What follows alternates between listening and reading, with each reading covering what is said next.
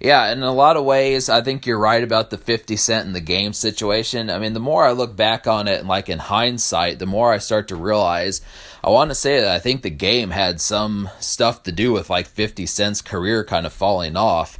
Like, there's just no way that the whole reason why 50 Cent fell off with Curtis was because of Kanye West. I just refuse to believe that just one album from Kanye, the Graduation album, was the whole reason why 50 Cent just completely fell apart. I remember you saying that you said the Curtis album leaked, but even then, you would think people would have been excited for that. You would have thought that that would have been the reason why they bought the album, was because they listened to it first and it was good.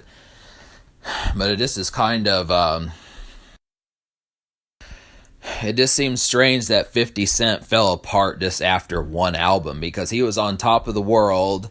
Anything anything before the Get Rich or Die Trying soundtrack, and then he puts out Curtis, basically from like mid 2007 forward, and then the guy just can't get back in tow. And it's like, I mean, to be fair, the game didn't do that well on his second album either, but I just feel like I just don't understand what happened between the Massacre and Curtis that people just started hating 50 Cent as much as they did, because it's just odd. Because really, I'm surprised that he even put out Before I Self-Destruct, just because that album barely came out. I remember those days when he was promoting it. I was thinking back in those days, I was like, why the fuck is 50 Cent not being 50 Cent anymore? Why is he struggling to even hit like the top 50 in terms of top 50 songs? He can't even do that anymore. I think 50 Cent put out Before I Self-Destruct on like the skin of his teeth, because like the second single completely flopped. I don't know if you've ever heard that single. It's Do You Think About Me, but that did pretty terrible.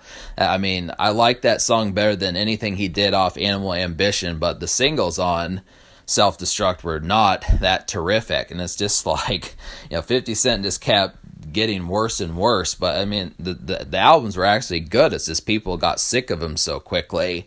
So I think it was kind of a combination of like Kanye West and the game, and then probably like, I want to say like this dirty South hip hop that contributed to that.